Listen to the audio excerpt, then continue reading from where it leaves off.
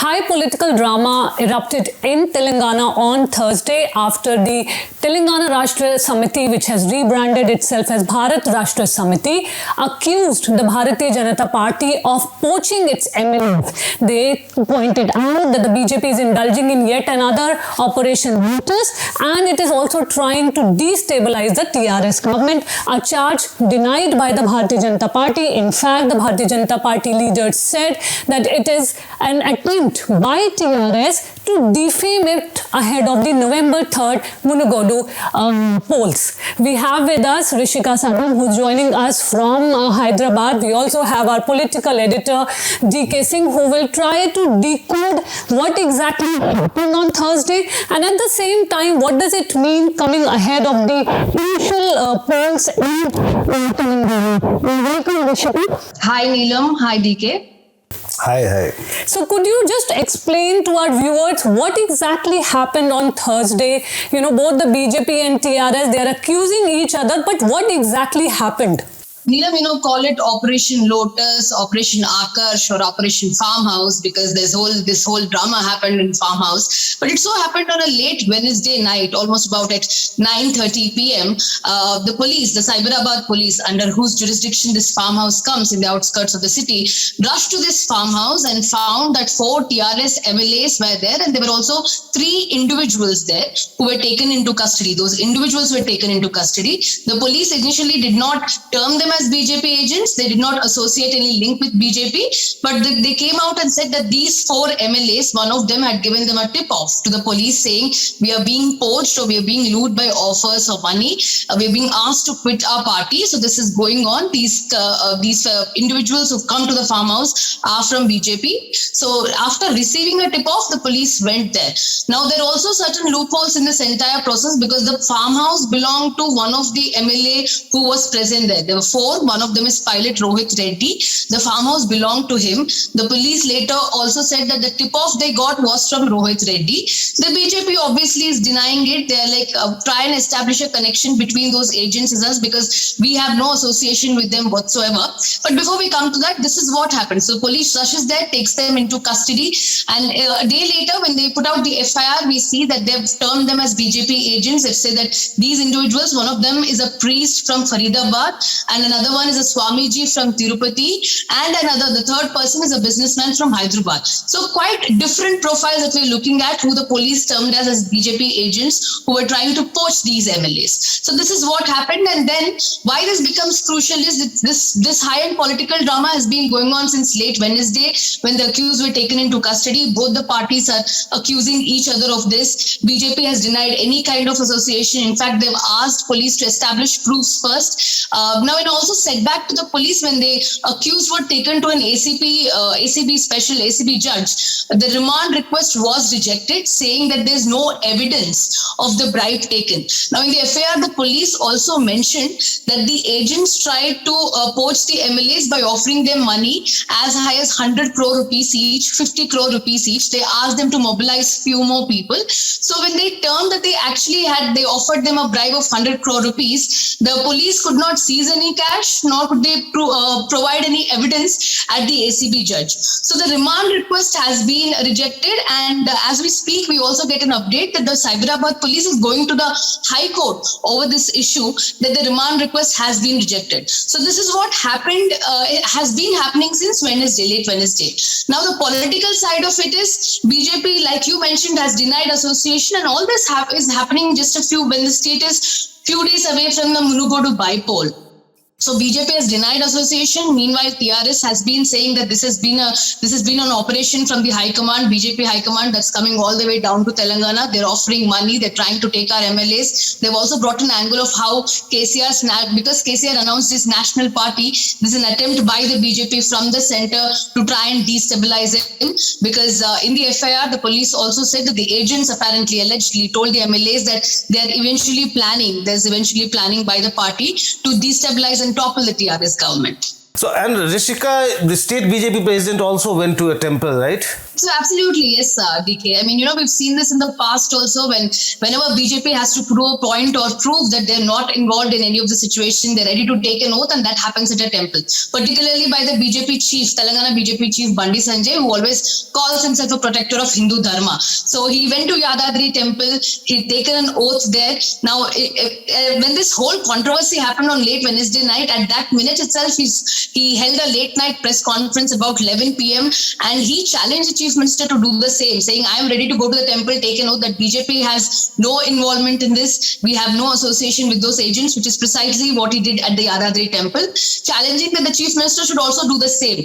Because another allegation that's coming from BJP's point of view is this whole plot of, TRS MLAs being poached and all. This has been scripted by, this whole plot has been hatched by the chief minister himself sitting in Pragati Bhavan. So they call it a Pragati Bhavan drama. Now for our viewers, let me tell you, Pragati Bhavan is chief minister's office cum residence in Hyderabad, from where he usually operates. So they call it a KCR screenplay direction action Pragati Bhavan drama is what they are terming it as. So they've also challenged the chief minister, you just come to the temple, take an oath, and also tell them that you are nowhere involved in all of this. Telangana, if you have 86, 85 MLAs in 119 member assembly, it's not just 86 MLAs of TRS, plus you have to count 7 MLAs of the AIMIM. How can any party try to destabilize? Yes, and one can always say BJP trying to poach MLAs, and that's quite a possibility. So we'll not be commenting, I won't be commenting on what exactly happened, who are these people, whether they are associated with the BJP or not. So we'll have to wait for the investigations. But the charge that the BJP was trying to destabilize the government sounds a bit over the top. Well, we'll take the questions from our viewers now who have sent, many for this episode of Political Adda. Sahit wants to know, DK, even before the truth is out, BJP is suspected because of its recent reputation of flipping government in many states. Is it time for BJP to be the party with difference and, a different philosophy? Two things. First, I would like to actually remind you of a story that our colleague Unnati Sharma did last month. Right. When 5 JDU MLAs crossed over to the BJP in Manipur. So we had done this calculation based on ADR reports and our own calculations. So between 2014 and now, 211 MLAs and MPs of different parties have joined the BJP in the past 8 years. 211. So yes, BJP has been a favorite party for potential defectors and defectors. For all MLAs, MPs, this is all there for all of us to see. So yes, what he is saying, what he is trying to suggest, that BJP is a suspect. It's earning that tag. It's earning that tag, yes. Second part is when he's asking whether it's time for the BJP to become a party with the difference. There I may point out, I'm sorry, I forgot, suddenly I remembered another data while talking about this, why people are defecting to the BJP. So there this story in the Hindu based on Trivedi Center for Political Data. They culled out figures from there. That's actually, as per that calculation, in the past decade, BJP fielded 830 defectors. And of these 830 defectors, around 45% won. That's what also makes BJP a favorite destination for defectors. That's one. Now coming back to the other question, when you're talking about whether it's time for the BJP to become a party with the difference that as it was. If you look at Himachal election now, probably in the past several years is the first time we are witnessing rebellion at such a massive scale. So out of 68 assembly seats, there are at least 14 or 15 where you have BJP rebels, MLAs or contenders for tickets. In fact, yesterday, one of the rebels was flown down in a chartered flight to Shimla to meet the BJP leaders. And then he goes back and he announces that, okay, I may not contest, but if my supporters ask me to contest as an independent, I will. This kind of rebellion probably could be the result of those kinds of tactics also, because it's no more about ideological commitment, it's no more about your commitment to the party, no more about loyalty, because you bring people from outside, fill them in elections, putting aside your own cadres. Now you see this kind of rebellion, and this may just be the beginning, because if the loyalty, ideology, if these factors are no more there in your politics, then obviously it's all about elections and power, and people will do whatever suits them better. Winnability becoming the major criteria.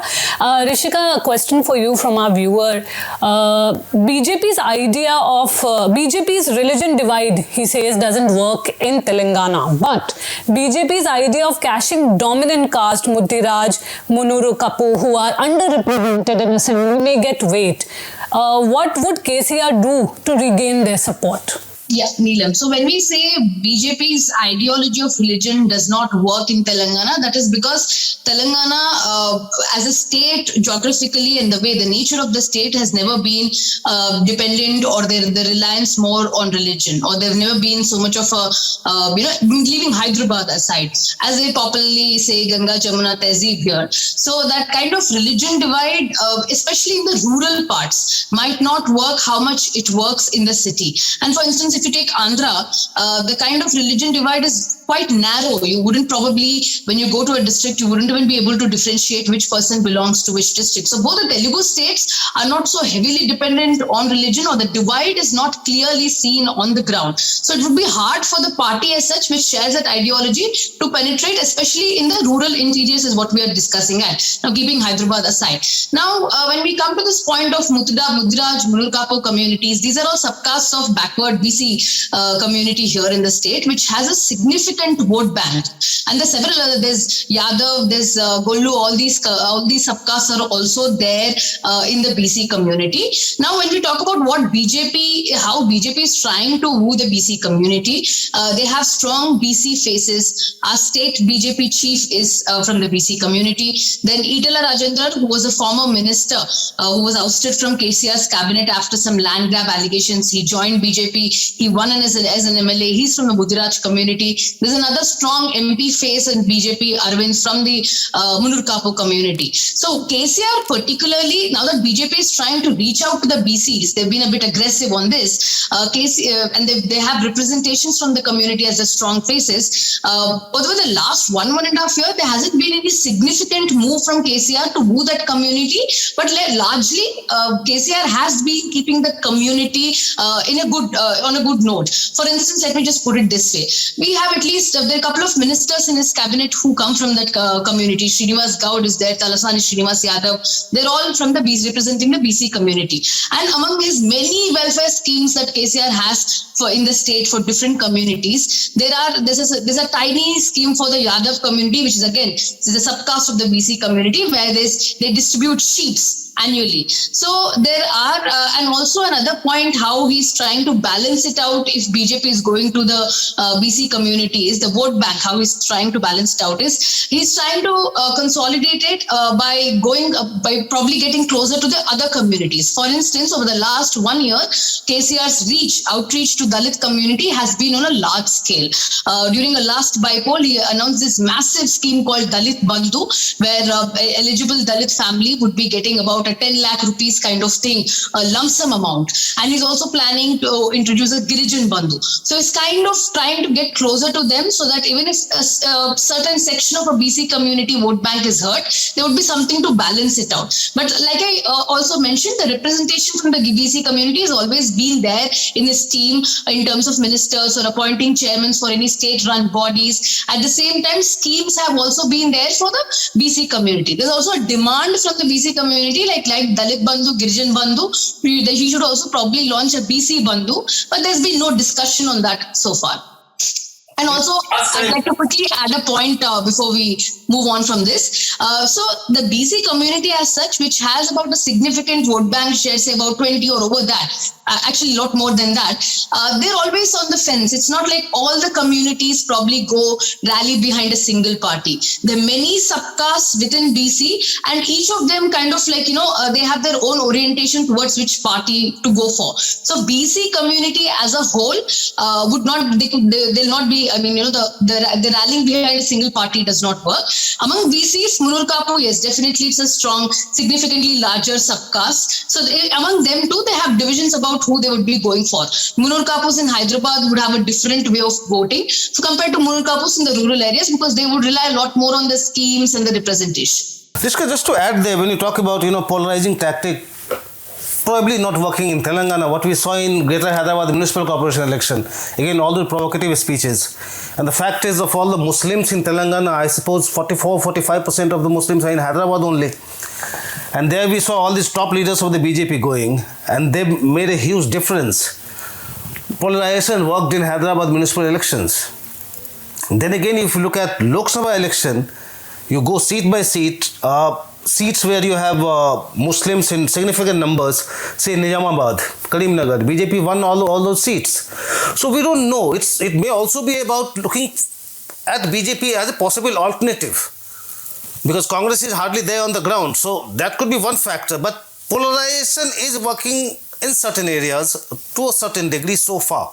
We don't know how things will unfold in the next 1.5 years when the state goes for election. I'd quickly like to add to that, when we say polarization is working, when we look at BJP's polarization techniques in probably other states, there's no blanket impact in Telangana like we probably see in other states. Each constituency has a different way. Like sir obviously mentioned, Hyderabad, definitely yes, we did see the impact, especially after GHMC, because BJP showed a remarkable performance. It won 10 times more than what it won in the previous GHMC polls. So yes, definitely it worked. There were a lot of provocative speeches. There's also strong presence of AIMIM in Hyderabad, unlike in other remote districts of Telangana. And older part of the city of Hyderabad, where there's a significant Muslim population, that's where BJP went to. They had their speeches. There's also a tiny Bhagyalakshmi temple that was in the middle of all this political storm. And another area in Telangana is in Adilabad district. Closer to that, there's Bhainsa. There's another area called Bhainsa, where there's significant amount of Muslim population and Hindu population as well. That's always been a communally sensitive area. So yes, polarization kind of worked in those areas too. And like sir mentioned, Nizamabad is another example. But these are also coupled with the factors that there's also been anti-incumbency on the ground and they're looking for an alternate phase. So it's like a combination of all the factors, but a blanket impact of polarization, has that started in Telangana yet? That's a little doubtful when just to clear my previous. I'm sure BJP must be loving the prospects of taking on Asaduddin Owaisi on his turf. Yes, that's always there. That's a reference to him and MIM as a party, and even during GHMC polls, if one goes back and looks at the speeches, it's evident. Aditya has a question for you. TRS recently declared itself as a national party. So he's asking, do you think TRS has all the resources and, cadre support to become a national party, considering, the fact that AAP and TMC are already fighting for that space in other state? See, if you can become a national party while winning MLA and MP seats in Telangana, it's possible. But unfortunately, that doesn't happen. You have to win seats in other states. What you have seen when he was launching BRS, I'll just give you one instance. Kumar Swamy was there. Right. Many JDS MLAs were there. And then he was asked whether he will have any tie-up with the BRS or TRS in Karnataka elections next year. He said no. Maybe in Lok Sabha election. Now, Lok Sabha election in Karnataka, JDS is limited to southern part of the state. So JDS may say, okay, fine, BRS, you want to contest, go to North Karnataka and contest. So otherwise, where do you see the TRS beyond Telangana? But what I see here is, and why, whenever we come to interpret KCR's politics there, general perception is KCR is probably getting desperate because BJP has been winning. BJP won Dubaka, BJP won Huzurabad, BJP did pretty well in Greater Hyderabad, the municipal corporation polls. So probably he's getting scared. But look at the other side of his politics. BJP growing by making BJP his principal opponent. He's gaining also in a bit because, as a state party, it works for TRS. BJP does not have any face. Bandi Sanjay, fine, he is making headlines, but he is not that pan-Telangana face, that mass leader, which somebody of KCR's stature. Then the BJP does not even have that kind of infrastructure on the ground yet. And plus, don't forget that TRS is a party which is created with the statehood for Telangana. BJP does not have any such legacy.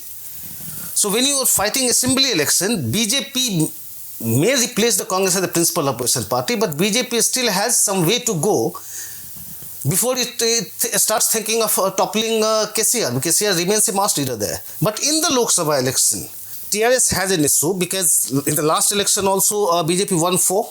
Narendra Modi may not swing the assembly election for the BJP, may or may not. I mean, I cannot be definitive about this. But in Lok Sabha, Narendra Modi factor does work. BJP won 4 Lok Sabha seats. It was quite a surprise. And this is where KCR is trying to project himself or his party as a national party. Because when you are fighting with the BJP, people say, fine, I'll vote for you in the assembly election, but vote for Modi in the Lok Sabha election. KCR would actually like to project that I am a Modi challenger, I am from Telangana, and I am challenging Modi at a national level. And he may be expecting some benefit out of that kind of projection.